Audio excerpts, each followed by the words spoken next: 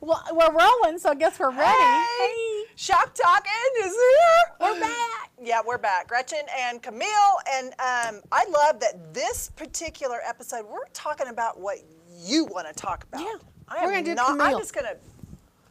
So, we kind of teed this up a little bit. This is my book. Yeah. I wrote this book. It's been published for a few years. It's on Amazon and Kindle. You can order it there. But it's called Reframing Your Life, A Guide to Becoming Invincible. Look, we have things happen to us in our life. Life's on everybody, so it's kind of, doesn't favor anybody. But when life happens that we don't comprehend or understand, we make up a meaning for that, and then we kind of take things personal. So young children that go through a divorce with their parents, they kind of think, well, maybe it's my fault. Maybe I did something wrong. Or older siblings that are mean to you when you're growing up. You think, I guess I'm just not lovable. I mean, we make decisions up when we're growing up from high traumatic emotional times. And then we live in the future like that's true. And then we actually find evidence to prove that we're unlovable or that it is their fault or something like that. I can't tell you how many clients I've got that it's like, okay, when I go timeline with them and I say, what's your story? You're born, games to play, who's there, mom, dad, or just a mom or just a dad? What's the game like? Older sister, older brother, where do you fall in that process? So we kind of just get a little snapshot of that, and then we kind of timeline. Did you move often? Did you change friends often? Any early childhood losses? I'll tell you, people do not really know why they're upset when they come and talk to me. Because they've had so many years of just suppressing it. They've suppressed it. And we all have suppressed things. I mean, we have an unconscious mind for a reason. The unconscious mind is where we keep our painful memories because we couldn't function as a human being and deal with all of our pain. Right. So we stick it in the unconscious part of our brain, and that's how we kind of cope and compartmentalize. I knew a lady that she's passed away now, but when she was alive, her marriage was kind of struggling. Yeah. And so she thought she would go get some lingerie and kind of, spice things up. And he laughed at her. Oh. And from that moment on, she allowed herself to gain weight so that she would never feel that rejection again. Sad. Yeah. And he may be laughing. Okay, see, we don't know why he's laughing. Was he laughing because, oh my gosh, no one's ever done lingerie for me before? Right. Or wow, she looks amazing. Right. We don't know. We don't know. But her interpretation. Right. And I would have to look at the nature of the relationship. Was this a standard thing they did? Or was this like seriously the first time lingerie was coming at him and he's like, what do I do? Well, from her description, she'd never done that before. Like so this is that new to was him. Really out on a limb for her to take that risk. And I think a lot of women are like that. They're like, this doesn't feel comfortable for me. I'm not, how many people have sex with the lights off? Everyone that I know. Much less wanting to show up, Yeah. And that vulnerable. Yeah. Because people that model lingerie, they're young bodies. Typically. Right? They're not going to be our age. Right. Well, unless you're Gretchen. No, hell no. I'm just saying. I'm working on it. I'll let you know how I do. They got plus size lingerie now, Gretchen. I know. Oh, listen. What's that model's name? Ashley Oh, Graham. love her. I know. Right? Love your curve, sugar. And I, by the way, do a little curve with nerve kind of thingy because I do think plus size girls could show it off. So back to. Yeah.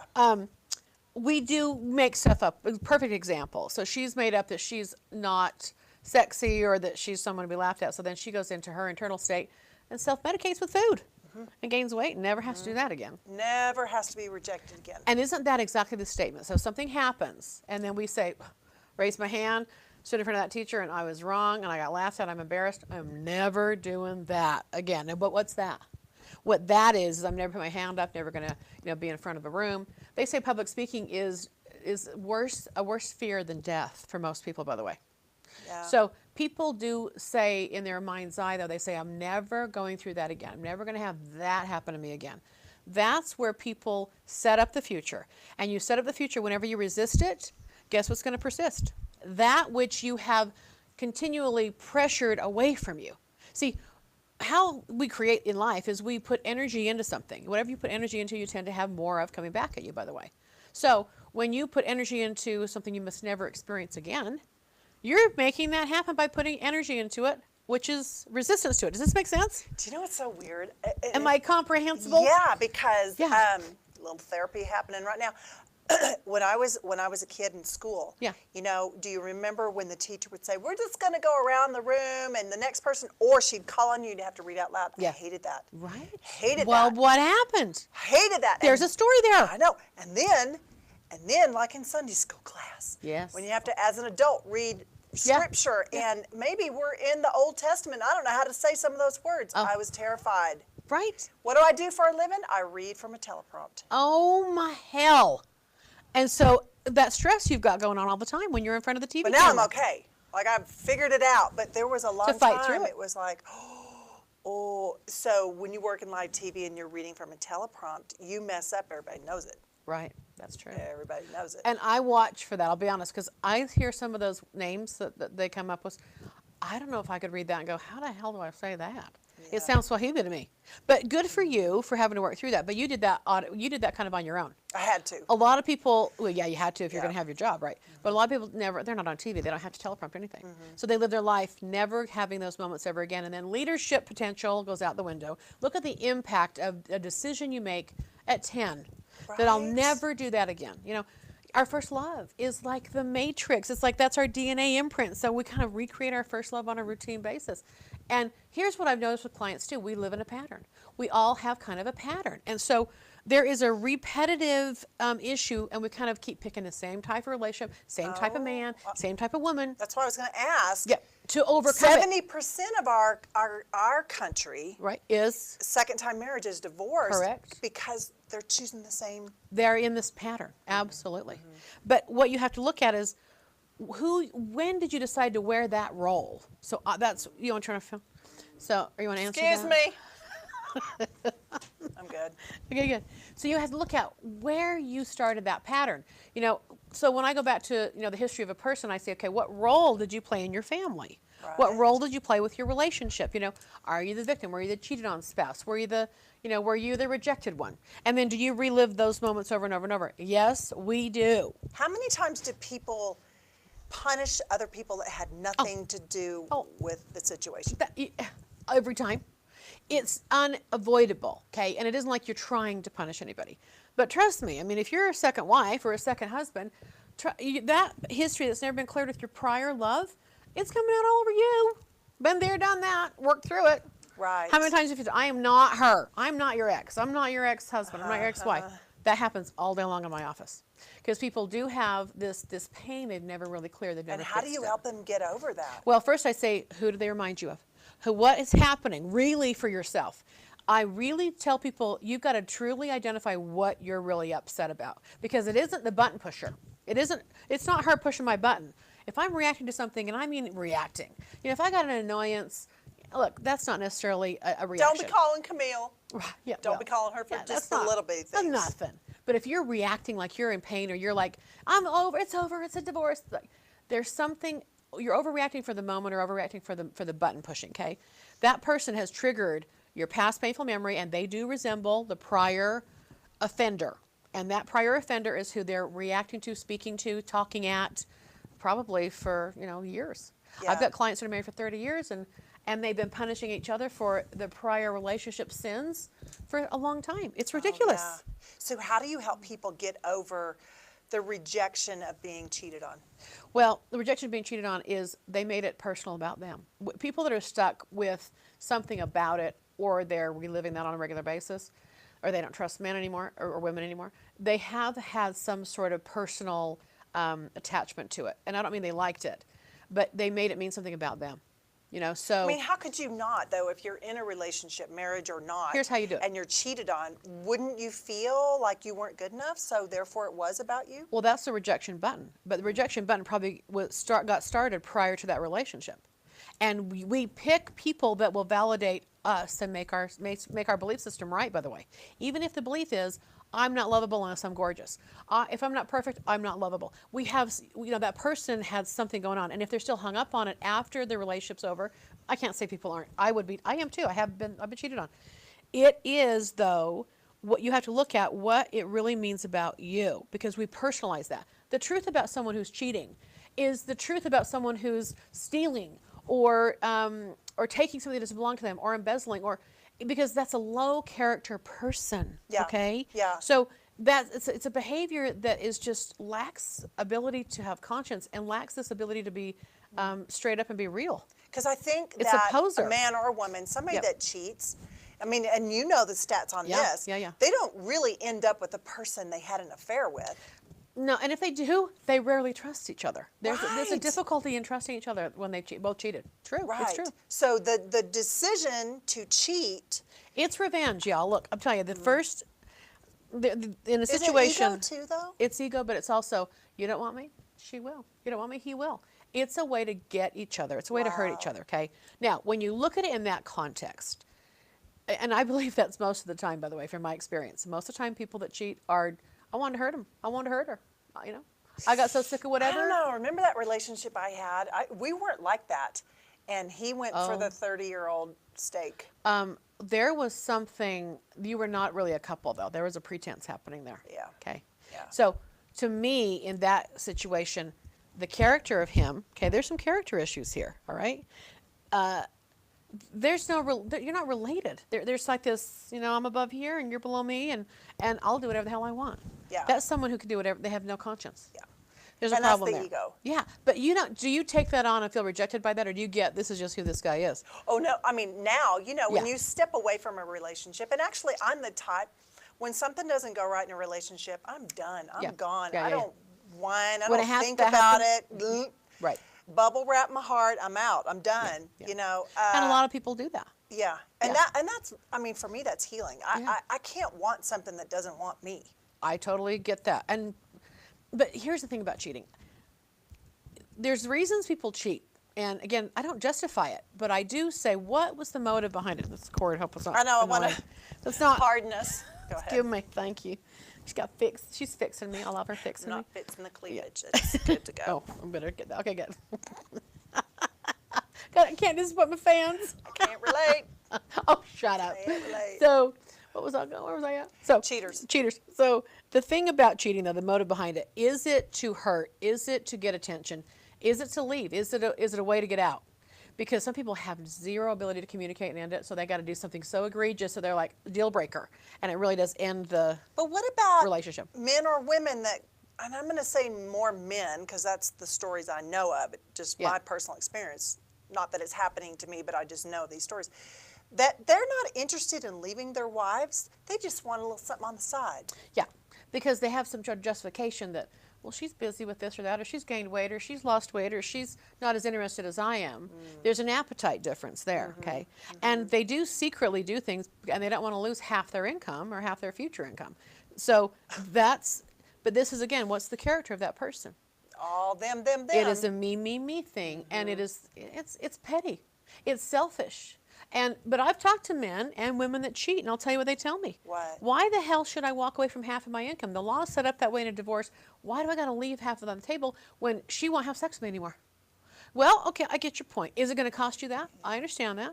So I get the reasons why and how. I don't justify it. But you picked her. You know, you picked him. And the cheat part is that you don't do the work it takes to really get the intimacy happening again. Now, if a spouse is telling you, I'm just not into it anymore, I'm over 50 and I'm done having sex, and sorry, you know, now we have a different conversation. If they really have shut that down, because Right. relationships do need to Right. be intimate, or they don't have, unless both partners are done with it. But if one partner wants that and the other person doesn't, there is a huge problem. What And is they the reason resent why that. one doesn't? I mean, is it really like they physically just, or has may have something health happened issues. that I They can could have health understand. issues. They could have been abused when they're kids. And this is kind of a continuation of our other video. You know, when children are sexually abused, it ruins sex for your future. It just does. It's weird for course it them. does. Absolutely. Yeah. But it might feel like so much work for the partner to just get laid. It's like, because I got to work through the emotional piece of it, or she doesn't like it, or she's just like, okay, just hurry, finish. I'll lay here, you know. Really? And so again, I relate to people that have a problem. It just feels like so much work. And I liken it to someone who's starving. You know, sometimes they just get fast food because they're so hungry, you know. Are they satisfied after? Not necessarily. But Right. I'll tell you, there's something going on with that person before their relationship that they are kind of setting this up this way. You got to get to the real motive behind the cheating, whatever it really is. For men, is it more of, how do I want to say this? Do they look to have sex just to get that release, or are they actually looking for something emotional that they're not getting from spouse? The prior. It really is just get released. That's why, again, I'm just screwing her. I don't love her. I'm not. Which is why men don't leave their wives. That's it. They don't want to leave Yeah. her. They love their wife. They love her. I know. You go, how do you love someone you're betraying like that? Now, he knows his dick's betraying her, but his heart ain't betraying her, and his mind's not betraying her. Weird. I'm telling you, I've heard this. I know, right? But women have a different relationship to sex. Yeah. We got to kind of be, Yeah. we got to like you. We got to kind of go, there's a turn on in the head going on over there, you know? Men have to work on women. So it isn't like they're just instant hard on right there. Men can do that. So it is like a physical release, and that's it. And that's probably how they justify it and just, have a release and go home. It's transactional. It isn't emotional. Now, do I like it? No, but it's been happening for, hundreds of thousands Right. of years. Yeah. So, and I do think, movies depict this and all this stuff.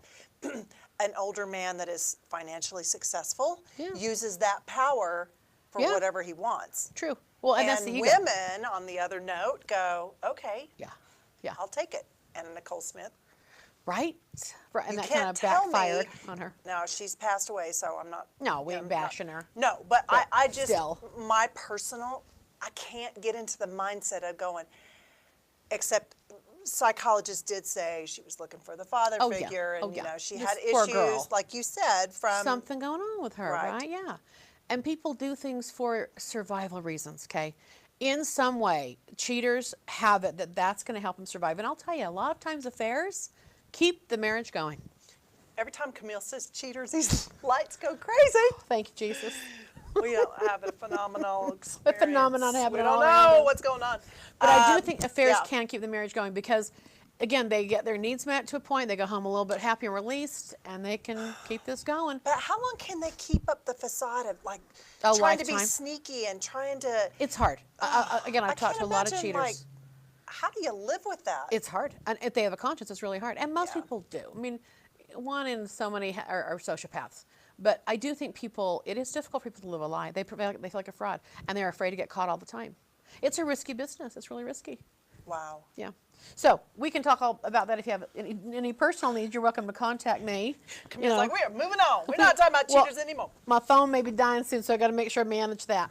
So you're welcome to get my book. It is on Amazon and Kindle. And it is Reframing Your Life. You know what? It's an easy read, and it is like it's written in a way that it's easily applicable to your life. Yeah. Like it's a thought training, provoking type easy read. Thank you. Yeah, and it's something that you can go very back thick. and reread it, and it's good stuff. Thank you. I appreciate that. It took me a long time. I was thinking 500 pages, whatever. But it has a lot of my juice in here.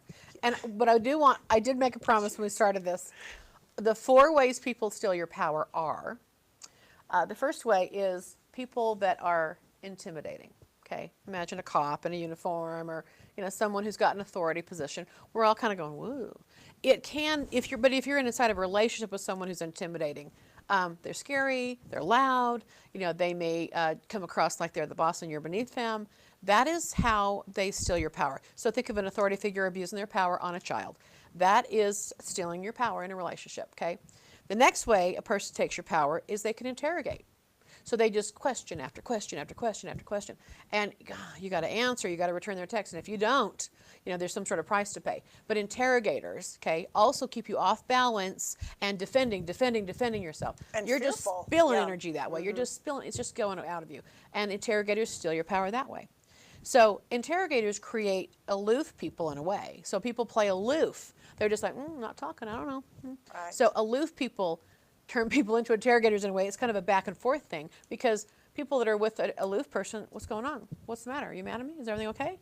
They're just doing this to try and get answers, right? But that dynamic goes together, the aloof and the interrogator. And both ways they're just games, and they steal power. The other one is poor me. The poor me and the interrogator the poor me and the intimidator go together, because when you see an intimidator, you'll find a poor me victim. They always kind of live their life as a victim. And these patterns in relationships, if you have a victim person, I can pretty much bet they're married to an intimidator. If I've got a person who's interrogating, I've got someone who's playing aloof. And this is the dynamic that what's in the room. So I'm Do they always looking for. start out that way, or No. they become that way? Well, but usually someone who's the victim in the marriage was the victim before the marriage, okay? But Someone, what about kids that get married like super young? they don't know who the hell they are. Like in their, early 20s, because not Yeah. everybody's a victim No. of something in their childhood that would create that, But right? if they don't have the maturity where they don't know themselves enough, they will feel like this guy's just mean to me, Right. or, or she's just mean to me.